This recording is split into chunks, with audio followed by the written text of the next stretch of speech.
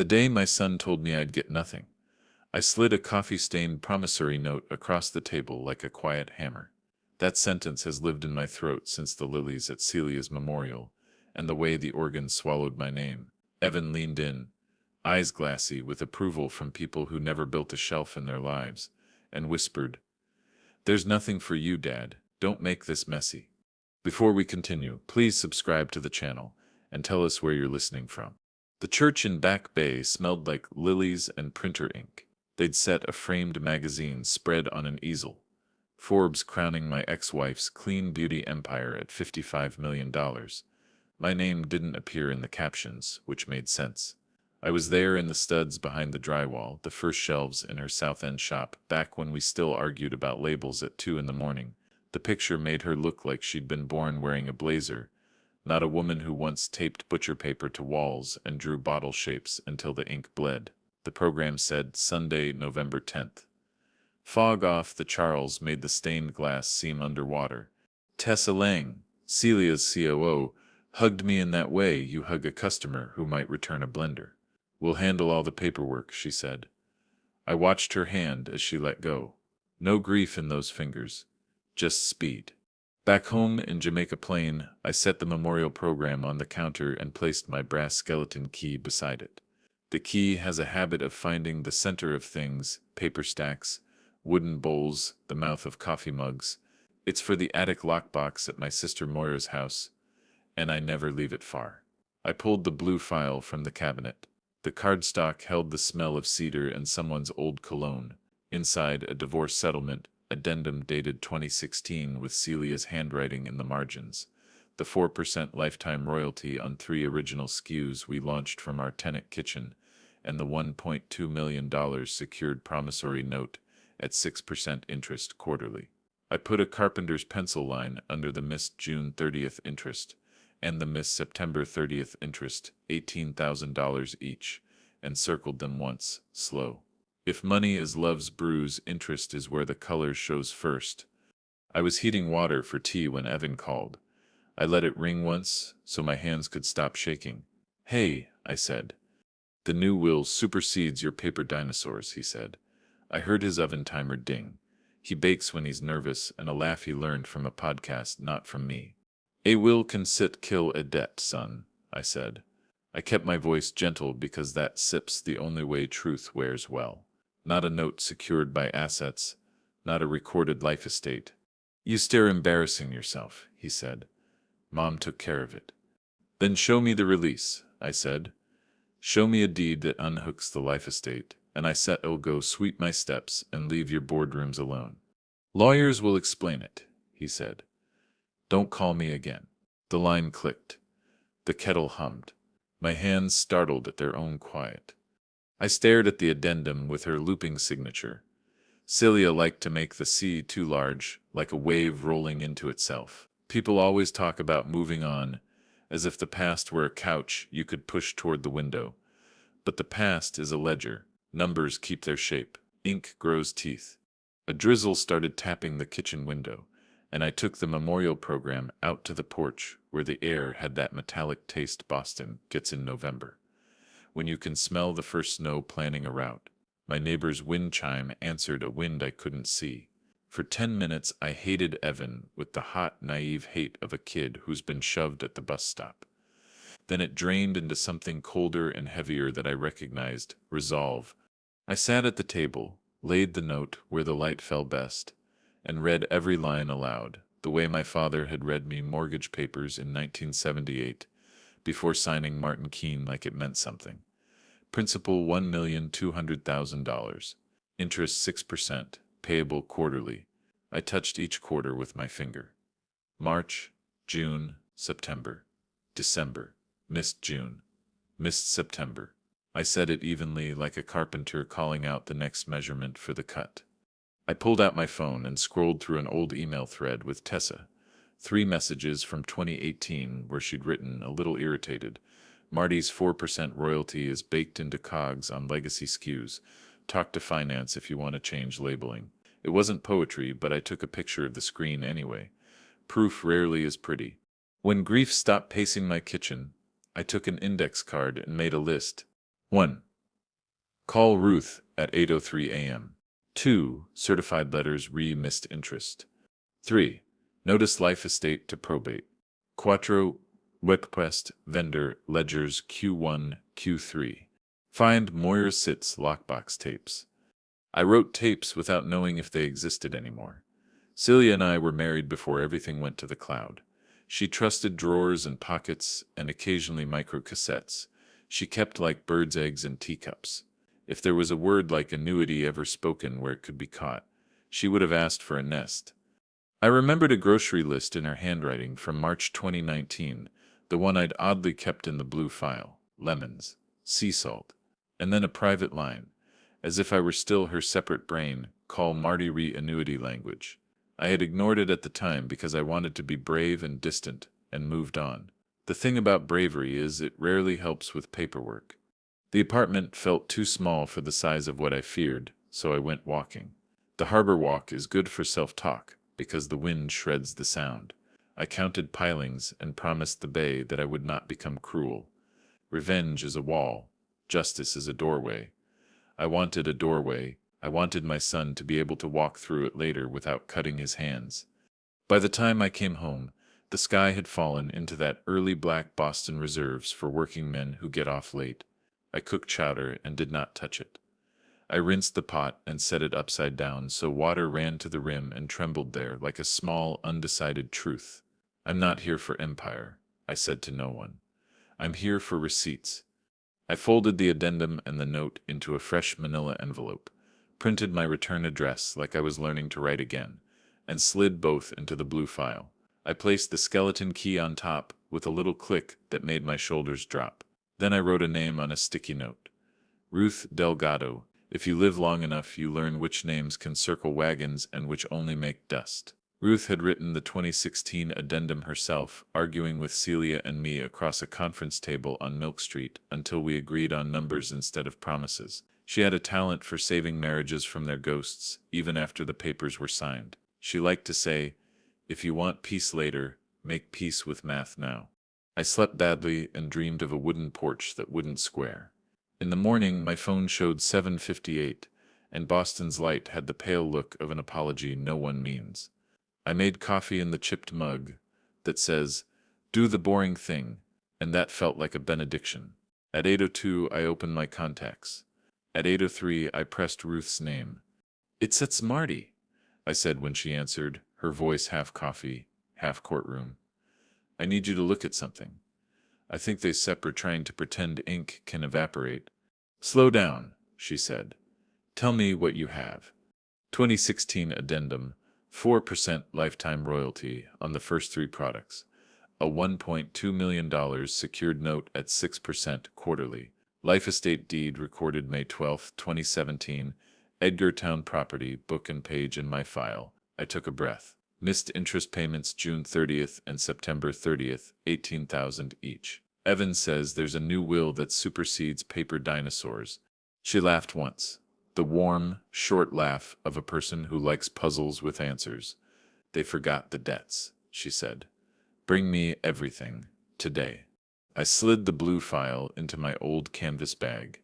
The skeleton key clinked against the pen in front pocket, like they were greeting each other. Outside, the air bit at my ears. I locked my door and stood for a second on the landing, listening to the building's old bones. Somewhere a radiator clanged, punctual as a judge. I traced the shape of the key in my pocket and pictured the attic lockbox at Moira's, the dent in its lid, the moths that guard it like dumb angels. "All right," I said to the empty stairwell, to Celia, to the younger, stupider me who thought walking away meant no more walking. "Let's do the boring thing." And I set out for Milk Street with paper that still knew my name. I woke before the light, the kind of gray that makes a kitchen look like it's remembering itself. The blue file sat in the chair like a guest I couldn't send home. I poured coffee into the chipped, "Do the boring thing" mug and set the brass skeleton key next to it, the metal cold enough to sting. The plan was simple. Take the papers to Ruth, listen more than I spoke, and try not to make grief louder than math. Milk Street is cruel in November. The wind knifes down from the custom house and gets under your coat like a rumor. I checked my watch. 8:41. and pressed the elevator button with the corner of the manila envelope so my fingers didn't smudge anything. In the waiting room, the receptionist pushed over a jar of biscotti that looked like they'd been exposed to discovery. My jaw wouldn't work anyway. I put the blue file on my lap and kept one hand on it like a parent on a stroller at a crosswalk. Ruth ushered me in with that courtroom warmth voice she uses when people are half human, half document. Her office smells like good paper and the patience of a person who understands clocks. I slid the 2016 addendum across her desk, then the $1.2 million note at 6% interest quarterly, and the certified life estate deed recorded May 12, 2017, Edgartown, book and page listed in the margin in her own handwriting. She put on half-moon reading glasses and began tracing the path of my life with her finger. They missed June 30th, I said, and September 30th. 18,000 each. Ruth laughed once, the kind of laugh you can hang a coat on. They forgot the debts, she said, tapping the registry stamp with her pen. The ink had bled just a hair around the date, like it wanted to be heard. They can't will away a recorded interest. They can wish, but wishing doesn't wipe a deed. She turned to the addendum and read Celia's notes where the loops bend and tighten. 4% lifetime royalty on the 3 original SKUs, Ruth said, underlining lifetime. Baked into cost of goods. Look here, your ex's COO acknowledged it in email. We'll want the ledgers to prove they kept the price points but stopped sending you the payable. Harold? I asked. Forensic accountant, she said, already writing the name on a yellow pad. He follows numbers until they confess. We'll need vendor payment ledgers for Q1 through Q3 this year, monthly close summaries, bank records showing the missed interest on the note, and we'll file your creditor's claim in probate before the week is out. Today we send demand letters by certified mail for the $36,000 past due interest. Evan keeps saying there sips a new will, I said, that it kills the old obligations. A will is what happens after, she said. Debts live in the before. She looked up. What else do you have? A grocery list, I said, surprising myself. March 2019. Lemons. Sea salt. Thicko, Marty Ray annuity language. Ruth sat back. If revenue crossed 80 million and she contemplated an annuity, there might be a codicil somewhere. We shall request any amendments. If we find the word Thishit found or Sishit anywhere in that paper trail, it Sishits a straight line to payment. It should have felt like triumph. All I felt was the quiet collapse of a roof I'd been propping with my shoulders. I stared at the addendum signatures and felt the heat behind my eyes that men of my age pretend is allergies. I told Ruth the truth I hadn't said out loud. It wasn't the money I couldn't swallow. It was my son choosing a table of strangers over the man who once taught him to measure twice. Justice first, Ruth said, gentle but pointed. Reunions later. Let's build the case so clean they can't find a fingerprint to smudge. She wrote out the morning, like a recipe, certified letters today. Creditors claim tomorrow, a request to the company for ledgers, notice of life estate to the court. And she paused. Marty, do you still have Moira's lockbox key? I slid the skeleton key onto her desk. It clicked in a way that made both of us look down. I never travel far without it. Good, she said. If there are recordings or notes Celia left that reference the annuity or your royalty, we still log them and preserve chain of custody. If we need to lodge anything under seal with the court, we still be careful. We drafted 2 demand letters on her letterhead, one to Tessa Lang at the company, one to the estate attorney, itemizing the missed $18,000 on June 30th and the missed $18,000 on September 30th, citing the note, attaching copies of the addendum, the deed, and a polite sentence that felt like a carpentry square.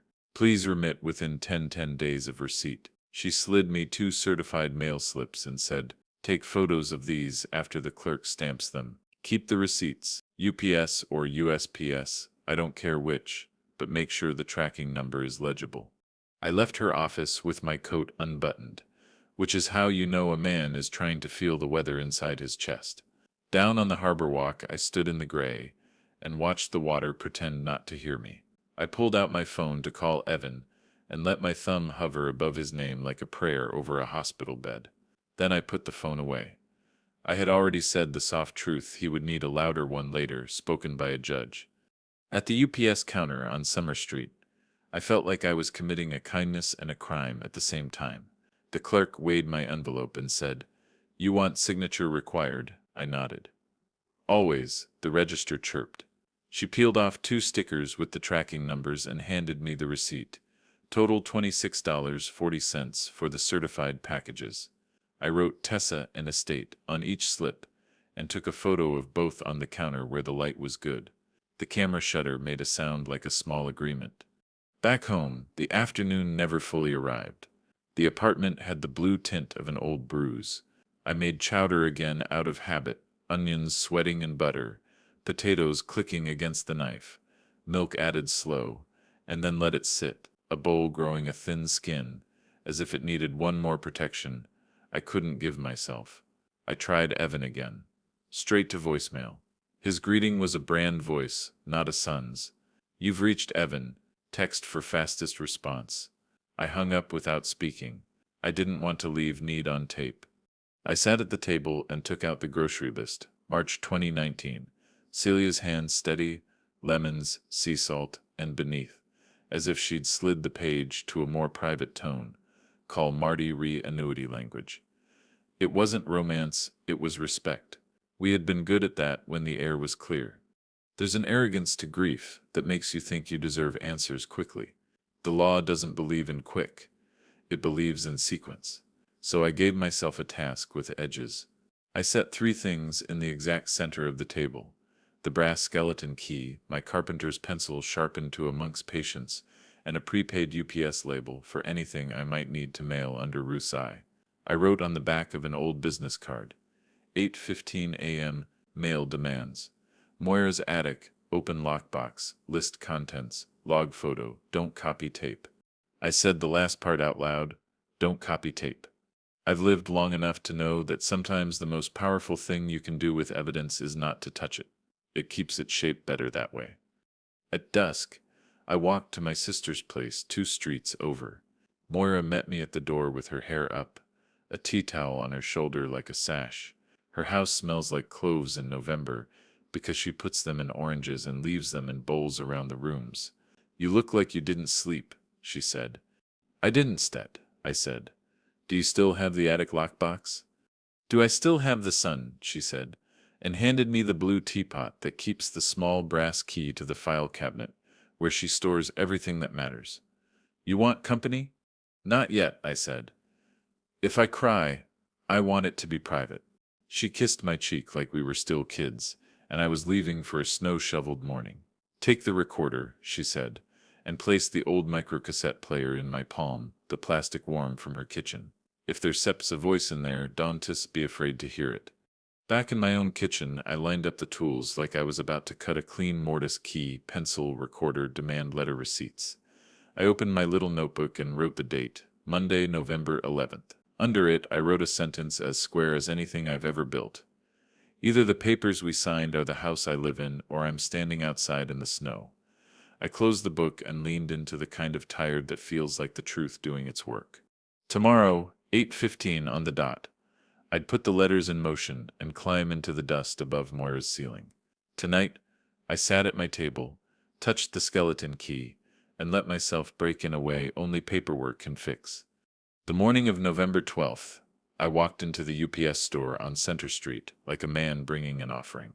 The envelope with Ruth's demand letters felt heavier than it should, as if $36,000 of missed interest had condensed into the paper. The clerk stamped both slips, $26.40 postage total, and I slipped the receipt into my pocket like a relic. I took a photo of each slip on the counter under the fluorescent lights, making sure the tracking numbers were sharp.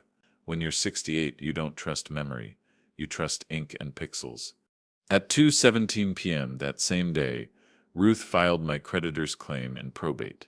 She sent me a scanned copy with the court's timestamp in the corner. I stared at it for a long time. A piece of paper had just shouted louder than my son's whisper of nothing. That night, I put the certified slips and the probate claim in the blue file, then set the skeleton key on top. I knew what came next. Moira's attic. Her house smelled of cedar and cloves. She handed me the blue teapot that holds the small brass key for the lockbox and said, "Don't rush what waits." I climbed the narrow stairs and pushed aside a quilt that still smelled like our mother. The brass key turned stiff in the dented lockbox.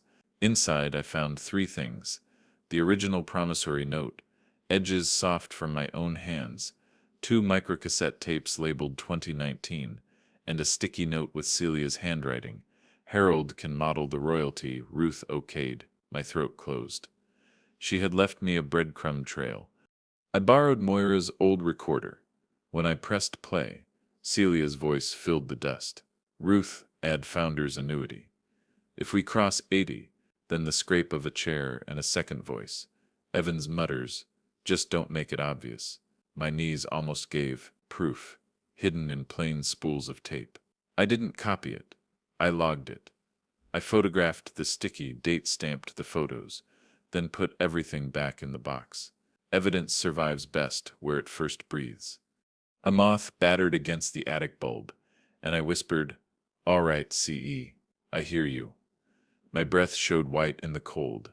I shut the lockbox and locked it again, sliding the key into my pocket. Downstairs, Moira poured me tea without asking. "Did you find something?" she said. "Yes," I said. "Enough to hurt, maybe enough to heal." That evening, I called Harold Chu. He's the kind of man who keeps his tie straight even when working from home. A forensic accountant who loves columns more than conflict.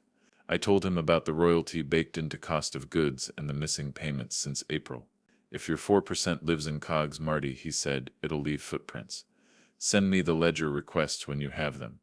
The next day, November 13th, Ruth filed the notice of my life estate with the probate court. She CC'd me on the email. Attached was a PDF with the registry stamp from May 12, 2017. "They can't pretend this doesn't exist," she wrote. That line carried me through the wind off the harbor. On November 14th, Harold called. "If the company's books are clean, your royalty stopped in April, but the product prices didn't dip, which means they're still charging for your slice, just not sending it to you." His voice was calm, but I heard the steel underneath. "We'll need the vendor ledgers Q1 through Q3 to confirm. Subpoena if they stall." That night, I opened my little notebook and wrote UPS receipt 11/13, $26.40. Probate claim 11/13, 2:17 p.m. lockbox, tapes, sticky, note. "Don't copy tape, ask Harold for model." The act of writing steadied me. Numbers don't care about betrayal, they only care about balance. As I closed the notebook, I remembered Evan's oven timer dinging during our last call. He laughed while the timer ticked. I realized then that my son thought he was running out the clock on me. What he didn't know was that time can be stamped, notarized, and filed with the clerk. On November 15th, I would see whether their confidence was bravado. Tessa's counsel had already issued a glossy denial. No amounts owed, obligations extinguished. Ruth had smirked when she read it. Denials that confident hide fear. My job was simple. Keep my hands steady. Keep receipts neat. Keep breathing even. The harbor walk was bitter that Friday evening. The skyline lit like teeth. I stood by the water and said aloud, "A will is a roof. Debts are the foundation." The city swallowed the words, but the ledger in my bag answered in silence. I walked home, put the skeleton key on the counter, and sharpened my carpenter's pencil. The blue file was growing thick, and tomorrow the numbers would speak. By November 15th, the game had shifted from whispers to paperwork. Tessa's counsel sent Ruth a letter thick with glossy denial. All obligations extinguished by comprehensive estate planning. No amounts owed. The kind of phrasing that sparkles like glass but shatters under touch. Ruth read it once, smirked, and slid the page across her desk. "A denial that confident hides fear," she said. Her pen tapped against the registry stamp on my life estate deed, still sitting at the top of our file. "They're bluffing, Marty, and we'll call it." We drafted a subpoena request for vendor payment ledgers and monthly close summaries. Ruth typing fast, me reading each line like a carpenter, measuring twice before the cut. The addendum, the $1.2 million note, the two missed $18,000 interest payments. June 30 and September 30th were stapled to our motion. She told me Harold would reconcile numbers as soon as we had the ledgers. That afternoon, I walked into Celia's old South End office. It felt staged, like someone had taken grief and covered it in glossy paint. The receptionist, a temp who still remembered me, offered a weak smile. "Mr. Keene, right? Please wait." I sat in a chair that used to squeak when Celia leaned back and scanned the counter. That's when I saw it. A crumpled courier bill, $2,800, dated November 9th, addressed to a trustee's firm on State Street. Someone had paid heavily for a rush filing just one day before the memorial. I smoothed the paper with my eyes, memorizing the address. When Tessa finally appeared, her voice was syrup over stone. "Marty, you know this isn't cested necessary." "All I want are the ledgers," I said, calm, sliding the request across the counter. Her lips thinned. "We don't do dead history." I leaned forward just enough. Dead history still accrues interest. The room froze. She didn't answer. I tucked the denial letter back into my file and left. That evening Harold came by with a thermos of green tea, his way of settling into war without calling it that. He spread out a rough model on cream paper, no tabs, no flash, just numbers. If your 4% ran through COGS until March and stopped in April, arrears by now are $268,000. Add the $36,000 interest on the note, and they're staring at $304,000 total. He tapped the paper once. "This is math, not opinion." I sat at my kitchen table staring at the chart, the lines crisp, the numbers unflinching. My carpenter's pencil felt small beside them. I could almost hear Celia's voice, "Do the boring thing, Marty." Moira stopped by later with a tin of cookies and poured me tea. She watched me shuffle papers. "Don't let anger pick the locks," she said. "I won't," I promised. "The deed isn't a key code, it's a right." I pulled out the certified life estate deed from May 12, 2017, the registry stamp sharp in the corner.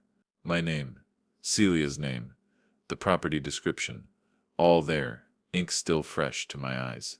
They'd changed the Schlag deadbolt in 2021, yes, but no lock could erase that page. I placed 3 items in the center of the table like tools before a job: the deed, Harold's chart, and the sticky note from Moira's lockbox. The tape still haunted me, Celia's steady voice, Evan's muttered reply. But I hadn't copied it, just logged it. Evidence is stronger when it doesn't look handled. Before bed, I wrote the day's SIPS ledger in my notebook. November 15th. Denial letter from Tessa SIPS Counsel. Subpoena motion filed for vendor ledgers and monthly closes. Courier bill spotted, $2,800, dated November 9th, addressed to State Street trustee. Harold's model, $268,000 royalties, plus $36,000 interest equal sign, $304,000 owed. Evidence chain intact. Deed, addendum, note, lockbox tapes. Courier bill. I closed the notebook, slid the skeleton key inside the flap, and placed it on the nightstand. Outside, Boston hummed with Saturday noise, bars spilling voices, car horns sharp as knives. I thought of Evan somewhere in that city, probably laughing over drinks, telling someone his father was a relic with paper dinosaurs. What he didn't know was that dinosaurs leave bones, and bones outlast flesh. Handoff, Monday, November 18th. Ruth would file the motion to compel ledgers and lodge the microcassette under seal. I would book a winter ferry to the vineyard, to walk my own floors and remind myself that ink, not locks, keeps a house standing. On November 18th, the courthouse felt like old wood and colder air. Ruth filed our motion to compel documents with a steady hand. She stapled 3 anchors to it. The 2 missed $18,000 interest payments on my $1.2 million note. The certified copy of my life estate deed from May 12, 2017, and Harold's cream paper chart showing arrears of $304,000. She added a final paragraph. A likely codicil exists, referencing a founder's annuity upon revenue exceeding $80 million. Claimant requests production. When she slid the stack through the clerk's window, the stamp came down with a sound I could almost feel in my chest. Paper, louder than any voice. That night, I packed a canvas bag, thermos, notebook, deed, and the skeleton key. November 20th, I caught the early ferry to Vineyard Haven. The water was pewter, the sky the same. By the time I reached Edgartown, the wind carried salt and endings. When I turned the corner onto my old street, my throat locked. The cottage, our cottage, wore a realtor's placard against the porch. A white sign with a phone number, like my life could be reduced to digits. I climbed the steps, pressed my brass key into the new schlag, and felt it stop. The lock refused me. But the deed in my pocket was heavier than any metal. I dialed the listing number with fingers that didn't shake. "This is Martin Keene," I said when a young voice answered. "You can list a property over a recorded life estate. Pull the sign." Silence, then a nervous cough. "I still have to check with—" "Check fast," I cut in. Registry stamp, May 12, 2017. Dukes County Book. 4398, page 114. You'll find it. I hung up before she could reply. I sat on the porch rail looking out at the cranberry bogs beyond. My key didn't fit, but my name was still written in ink. No realtor could scrub. I thought of Celia then, and how she'd insisted back in 2016 that I keep a right to the house that smelled like pine. For once, her stubbornness was my lifeline. On Main Street, I ducked into the courthouse annex. The clerk recognized the case and printed me a fresh certified copy of the deed for $12. The registry stamp inked clear, the date sharp. I texted a photo to Ruth with the caption, "Property's still mine." She replied within 2 minutes. "Good. Hold it tight." I bought a cranberry muffin at the corner bakery and carried it all the way back to Boston without taking a bite. Some food is meant as ballast, not nourishment. Back home, Harold called with news. His voice was calm, but I could hear the current underneath. "The COGS line dipped oddly in April, Marty. Exactly when your 4% stopped being paid out. But prices to consumers didn't change. That means the royalty is still baked into the numbers. They just rerouted it. Someone papered the trail." I pressed the phone harder to my ear. "So they've been charging customers my cut and keeping it?" "That's what it looks like," he said. "If they kept the price points but erased the payable, that's deliberate. Fraud, if we want to use a blunt word. At minimum, breach of contract."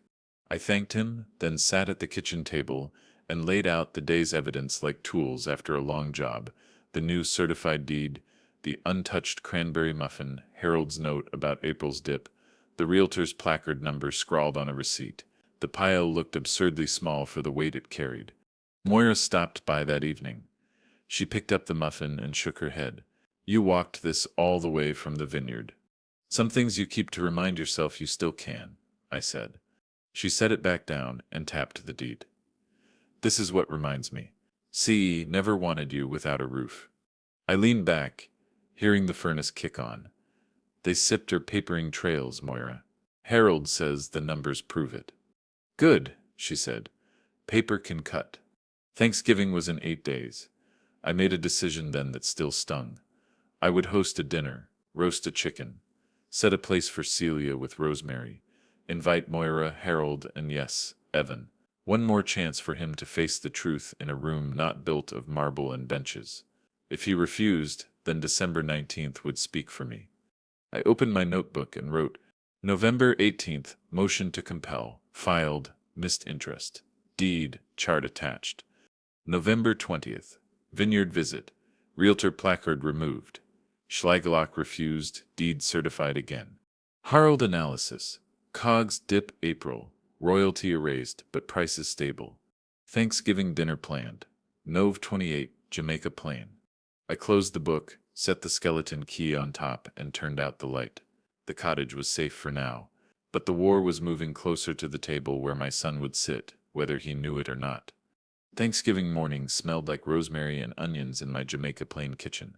I set the timer on the old oven for the roast chicken, 90 minutes ticking down like a metronome for my nerves. The table was already set, 4 plates, 1 sprig of rosemary laid across Celia's place as if she might slip back in with her easy laugh. Moira brought rolls warm in a towel. Harold arrived with his quiet eyes and a folder he promised not to open. And last came Evan's snow in his hair, a store-bought pie still in its plastic clamshell. He didn't take off his coat. His eyes scanned the table, paused on the rosemary, then moved to me. "Really, Dad," he said. I ignored the barb, slid an envelope toward him. Inside were copies of the life estate deed, the $1.2 million promissory note, with the two missed $18,000 interest payments highlighted, and a polite demand letter on Ruth's letterhead. "You still have time to set this right," I said evenly. Evan pushed the envelope back with 2 fingers. Like it was greasy, Mom changed everything. The room went silent. Even the oven timer seemed to stop. Harold, who almost never spoke outside of numbers, surprised me. "Debts survive death," he said gently. "That SIP's not an opinion. That SIP's arithmetic." Evan gave a sharp laugh. "The will is ironclad. You stir wasting your breath." "Iron sinks," I said softly. My voice didn't need to rise. Truth has its own gravity. Just then, my phone buzzed on the counter. A voicemail transcription flashed across the screen from a PR staffer complaining that Evan had made them massage cogs for a December investor briefing. My chest tightened. Proof was arriving even at my table, uninvited. Evan's eyes darted to the phone, then to the rosemary laid for his mother. He stood, pie untouched. "You start making this ugly, Dad." I looked at the sprig of rosemary, then back at him. "Ugly was pretending ink disappears," I said. But he was already pulling on his gloves. He left without another word, leaving the pie sweating in its plastic shell. Moira touched my shoulder.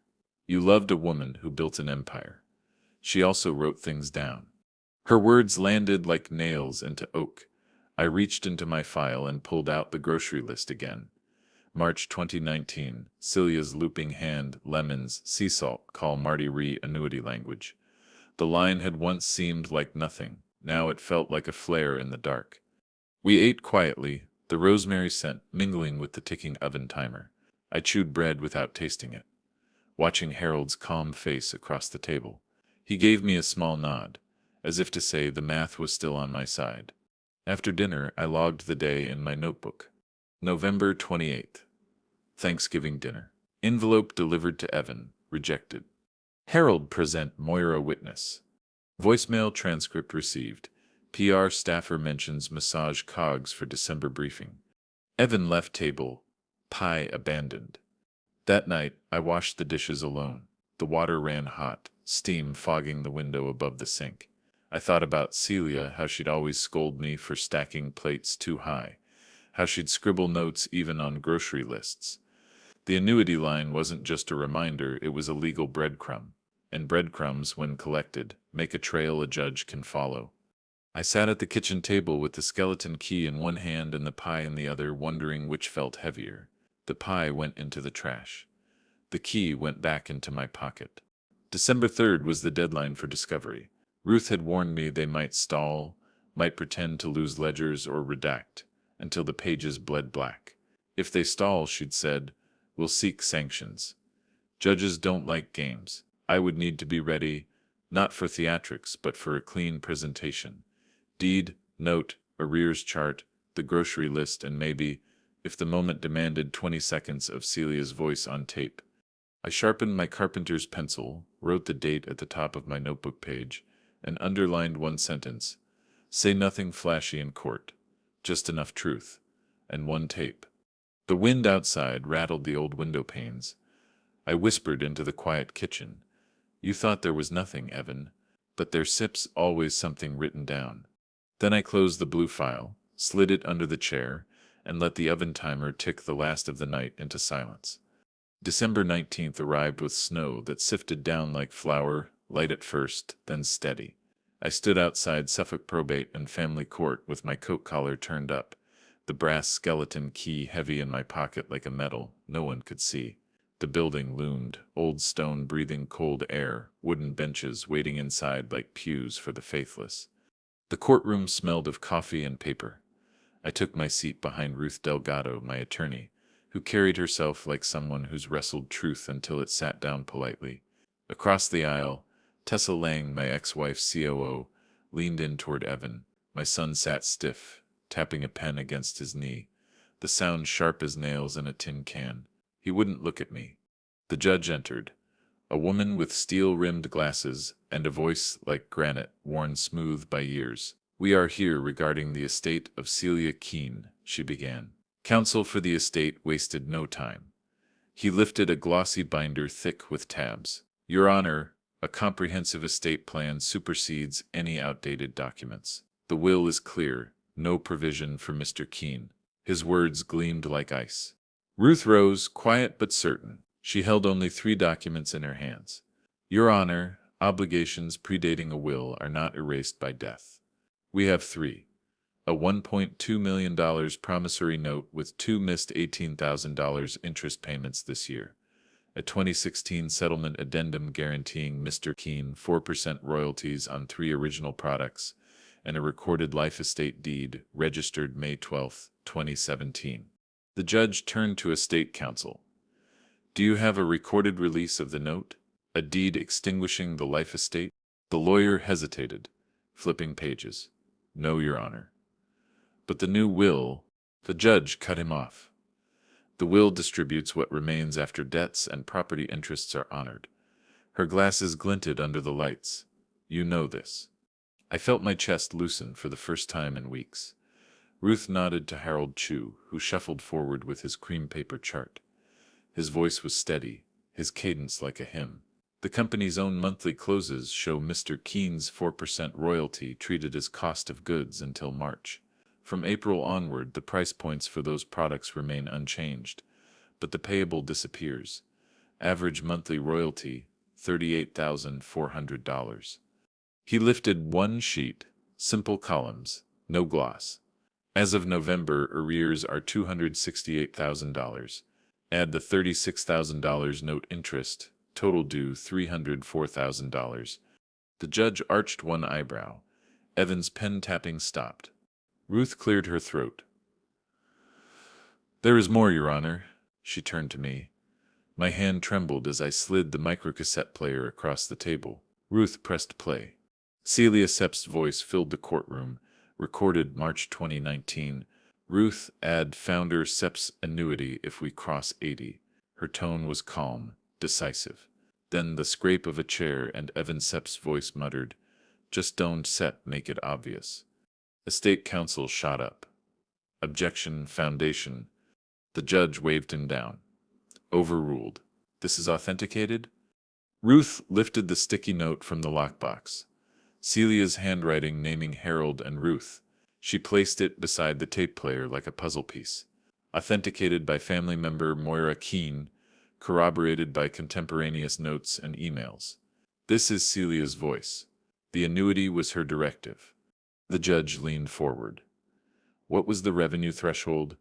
$80 million trailing 12 months, Ruth said. "The company passed that in Q4 last year. Founder SIP's annuity due December 24, 2019, $699,842. The courtroom exhaled all at once. Evan slumped, face pale. Tessa whispered something sharp in his ear, but his hands were shaking too badly to take notes. The judge spoke slowly, each word an iron bar. "Mr. Keene's rights attached to property and debts not extinguished by death. The court orders 1. Immediate recognition of his recorded life estate. 2. Payment of past due interest on the note within 10 days. 3. Accounting and payment of 4% royalties on legacy products. And 4. Establishment of a constructive trust to secure the founder's annuity obligation." She banged her gavel once. "Compliance hearing December 29th. Court adjourned." Silence held the room like a frozen lake. I stood, my knees steady for the first time in weeks. I didn't turn toward Evan. His pen lay motionless on the table, a small, defeated thing. Outside, the snow had thickened. Reporters clustered near the steps, their breath visible in the air. Microphones lifted toward me, voices calling, "Mr. Keene, do you have a comment?" I buttoned my coat and kept walking. Ruth caught up, her breath clouding. "We stir not done," she said. "Now we collect." I nodded. In my pocket, the skeleton key pressed against my palm. For the first time, it felt warm. That night, back in my apartment, I set the blue file on the table and logged the day in my notebook. December 19th. Court orders compliance. Life estate upheld $36,000 note interest due, $268,000 royalties, $699,842 annuity recognized. Evidence accepted. Deed, note, addendum, Harold's chart, Celia's tape, sticky note. Constructive trust established. Next compliance hearing deck 29. I underlined one line twice. The paper spoke louder than the will. Then I blew out the candle on the table, the snow outside still falling like a ledger balancing itself. Court orders look plain until they move money and men. On Sunday, December 22nd, the order moved at 9:11 a.m. My phone buzzed with a bank alert while I was scraping frost off the inside of my kitchen window. Incoming wire, $36,000. The note field read, interest, Q2 and Q3 per promissory note. I stood there with the scraper in my hand and tears fogging the glass from the wrong side. I wrote the time and amount in my notebook, underlined twice, then poured coffee and sat with the blue file as if it needed my company to keep working. By noon, Harold confirmed the deposit against the account we'd set up for enforcement. Interest paid on schedule per order, he said, the satisfaction in his voice as quiet as a well-hung door. Next is royalty accounting. I could hear keys tapping as he spoke. Building a spreadsheet the way I build a bookshelf, measure, cut, sand, check. He promised a reconciliation in January once ledgers arrived unredacted. I believed him. The man is a metronome. At 1:23 p.m., the real estate listing for the Edgartown cottage disappeared from the brokerage's site. No apology, no explanation, just gone, like a lie taking off its shoes. I printed the now blank listing page and stapled it to the certified deed copy from May 12, 2017. Paper beside paper, each confirming the other's existence. Moira called it too. Your house is back to breathing, she said. I pictured the porch catching snow the way it used to catch sand. When are you going over? After New Year's, I said. Once the Hinge song starts up again. She laughed. We don't say we won in my family. We say the Hinge sang. Late afternoon, Tessa Sip's number flashed on my flip phone. First time she sipped ever dialed me directly. I let it ring twice so I could choose my voice, and then answered. Martin, she said. Smooth as a press release. We could have worked this out privately. I tried that for 20 years, I said. In ink. You're hurting Evan, she said. A rehearsed softness. I sent holding the company to what it owes, I replied. If Evan is hurt by that, he needs a different mirror. Silence like a hallway. Then the call ended. An industry blog posted a 3-paragraph item at 4:46 p.m. Court freezes cottage in Keene estate dispute. Founder's claims recognized. The headline made me sound larger than I am. I printed it anyway and wrote the timestamp in the margin. Not for glory, for sequence. Monday, December 23rd, the day began with the particular stillness Boston holds before snow decides whether to commit. Ruth emailed at 9:08 a.m. with a PDF from the estate's counsel, a 2019 codicil Celia had executed, 2 pages clean as a prayer. My eyes found the line like a dowser finds water. If company trailing 12-month gross revenue exceeds $80 million, the founder's annuity shall be paid to Martin Keene each December 24th, in the amount specified by finance. This payment is intended to keep the man who built my shelves and my courage warm in winter. The figure due for Christmas Eve this year sat on a single line, $699,842. I read it twice, and then a third time, the way you remeasure a board when you're tired and doubt your tape. The phrase about shelves and courage knocked the air from my chest. Celia had a way of putting sentiment inside an invoice so no one could call it softness. I printed the codicil and slid it into the blue file like I was returning a book to the right shelf. At noon, Harold called from his office, the hum of a small space heater in the background. Codicil matches what we heard on the tape, he said. Revenue crossed the threshold last Q4. They owe the annuity tomorrow. I monitor the wire. If it steps short by a penny, we see it. Donna stay up all night, I said. He chuckled. I sleep fine when numbers behave. Around 3, Evan posted a photo on his socials. standing in front of the State House in a peacoat he didn't own last year. The caption, "Honoring Mom's Vision, Building Forward." Comments split like firewood. Some praise, some doubt, one or two brave souls linking the blog item about the cottage. I didn't reply. The internet is a room where voices ricochet until everyone forgets what was said. That evening, I set my carpenter's pencil beside the brass skeleton key and cleaned the kitchen like a man expecting company. I boiled the kettle and wrote a short note on a plain card. Dinner. No lawyers. December 26th, 6 p.m. I addressed it to Evan, hand-delivered to his mailbox at 7:12 p.m., and stood there on his stoop, feeling both foolish and precise. The card was not an argument. It was a light left on. Christmas Eve morning, December 24th. Boston woke to a powdered sugar dusting of snow. At 8:31 a.m., the buzzer sounded. A courier stood in the hall with a stiff envelope and a breath cloud that made him look like a dragon trying to behave. "Remittance advice," he said, handing me a slim packet. I signed, closed the door, and took the envelope to the table like it might break. Inside, a one-page wire confirmation showing $699,842 transferred to my account at 8:17 a.m. Memo. Founder's annuity per codicil 2019. The remittance advice was stapled slightly crooked at the top. Someone in a hurry, or someone with cold hands. I smoothed the corner with my thumb and set it next to my mug, the "Do the Boring Thing" slogan staring up like a dare completed. I texted Ruth a photo of the remittance advice and then, for the first time in weeks, allowed my shoulders to drop all the way. She called immediately. "Merry Christmas, Marty," she said. "Merry Math," I answered, and she laughed, the warm, short laugh that had steadied me on day one. "We said'll still have the compliance hearing on the 29th, she said, "but the big stones are set. Interest paid.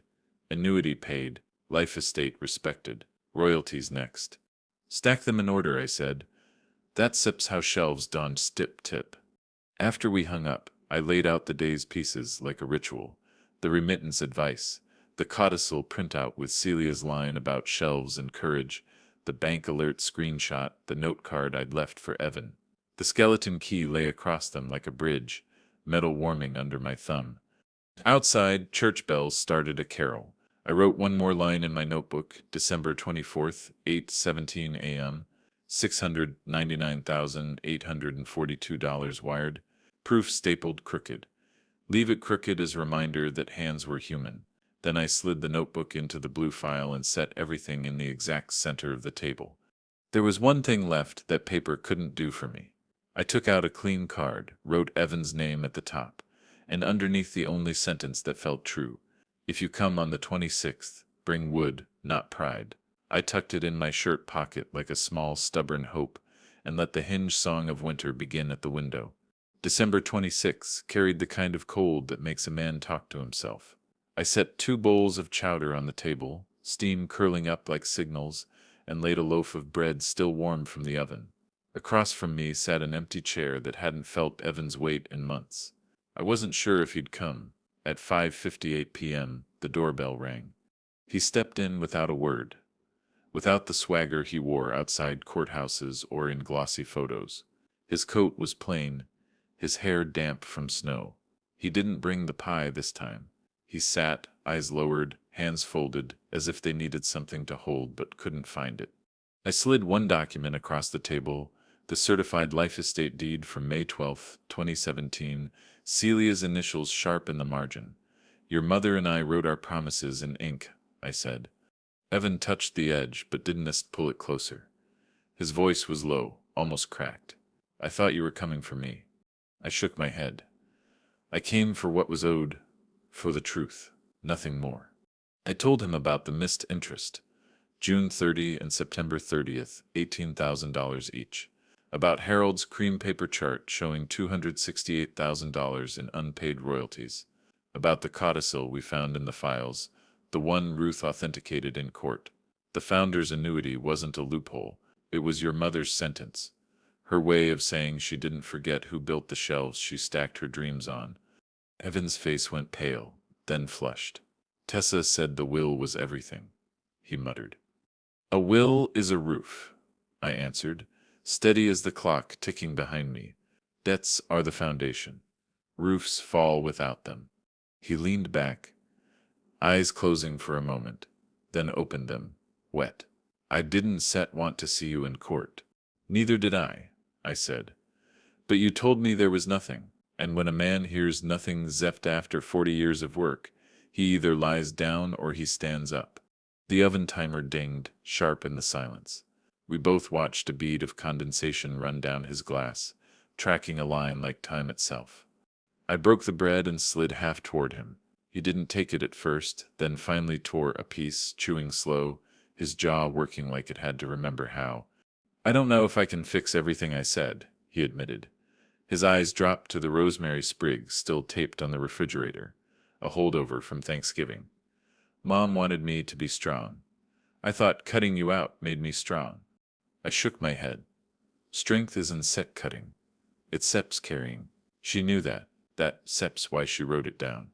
I didn't push him, didn't ask for an apology. Justice isn't victory music, it's balance restored.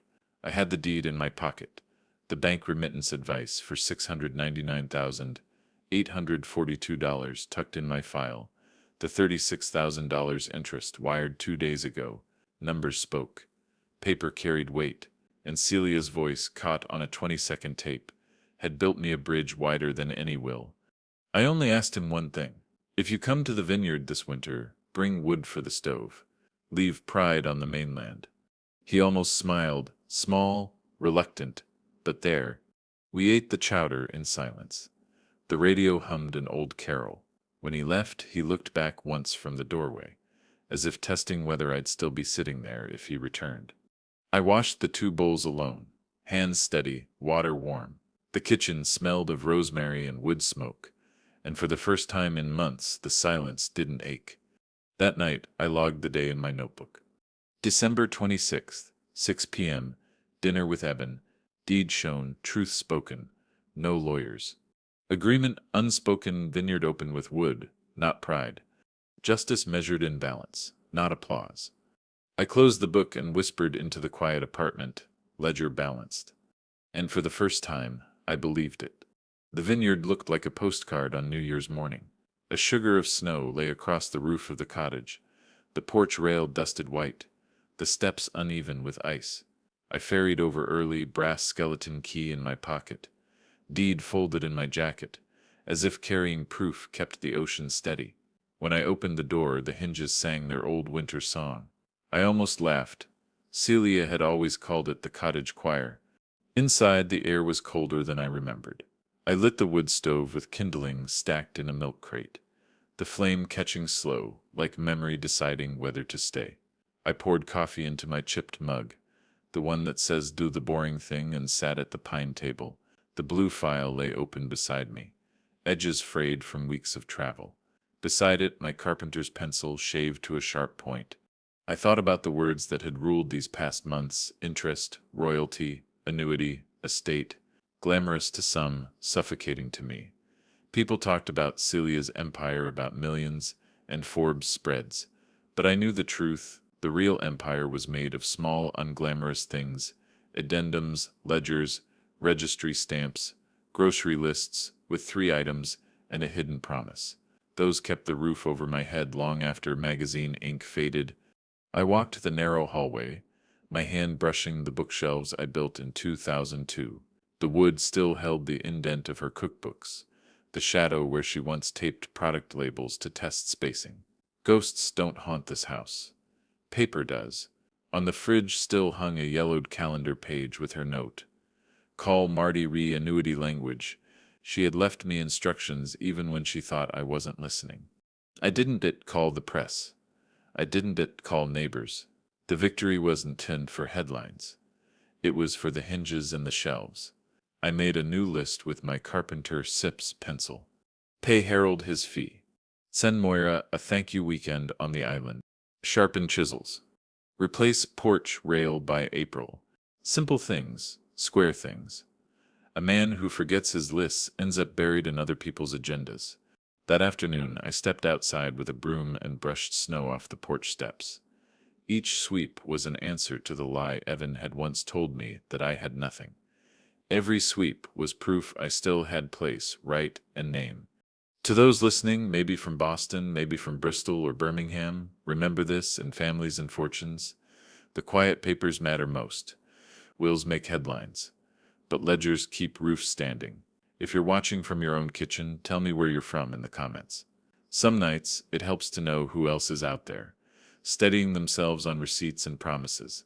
As dusk fell, I closed the notebook with today's entry, January 1st, 2020, cottage warm, papers intact, ledger balanced. I sat by the stove, the hinges humming in the wind, and whispered the truth that had carried me here. You didn't cut me out. You traced your own exit. By mid-January, the snow in Boston had turned to gray piles at the curb, the kind that don't melt so much as shrink into dirt. Life should have felt ordinary again, but ordinary carries a new weight when you've seen how quickly paper can vanish or appear. On January 14th, Ruth forwarded me the compliance report. Her email was short, almost smug. Company to resume royalty payments immediately. First deposit expected January 31st. I read it twice before letting myself smile. 2 weeks later, on January 31st at 10:02 a.m., my phone buzzed with the alert. Incoming ACH deposit, $39,112. Memo royalty, January. I set the phone down on the table and just stared. That number wasn't just money. It was recognition, obligation, honored, ink defended. I wrote it carefully in my notebook, underlined twice, then whispered into the quiet room, paid, at last. Harold emailed me a spreadsheet that afternoon, neat columns marching across the page. At the bottom, a small smiley face made out of numbers. I laughed out loud, the kind of laugh I hadn't heard from myself since before Celia's memorial. Evan reached out the same day, not with words, but with a photo. My phone lit up with an image. The cottage steps, half-shoveled, uneven. Beneath it, a text, need lessons. I sat for a long while, thumb hovering. Then I replied with a simple thumbs-up emoji and a time Saturday 9. That Saturday we worked side by side in Edgartown, shoveling in silence. The wind burned our ears, our breath rising in white clouds. Evan Sepp's lines were crooked, mine straight. At one point he asked, still facing the snow, "Do you think Mom wanted me to slow down?" I leaned on my shovel. "She wanted you to read." "That's what she left me, words, not speed." He nodded, then bent back to the snow. It wasn't reconciliation, not yet, but it was rhythm. Sometimes rhythm is all you need to start. News traveled too, though I didn't follow it closely. A trade blog that once praised Tessa posted a one-line update. Lang resigns to pursue opportunities. No photo, no fuss. The kind of ending that disappears between clicks. That evening, I sent Ruth a small planter with succulents for her desk. The card read, "For laughing at the right moment." She replied with a photo of the planter on her windowsill, sunlight cutting across the leaves. At dusk, Evan and I sat on the porch of the cottage. The snow had softened into pink under the sinking sun. The Schlag code hummed behind us, but the deed in my pocket breathed louder. I pulled out the brass skeleton key and handed it to him. He turned it in his palm, puzzled. "This doesn't open anything, does it?" I smiled. "Not much, but it opens enough." He pocketed it like it weighed more than brass, and for the first time I thought maybe it did. A padded envelope arrived the first week of February, my name written in Celia's looping hand, postmarked from a document storage firm in Cambridge. The ink looked too alive for someone gone. My fingers shook as I slit the flap open. Inside was a Polaroid. Us in 1998, sawdust tangled in our hair, Celia grinning with her hand on my shoulder.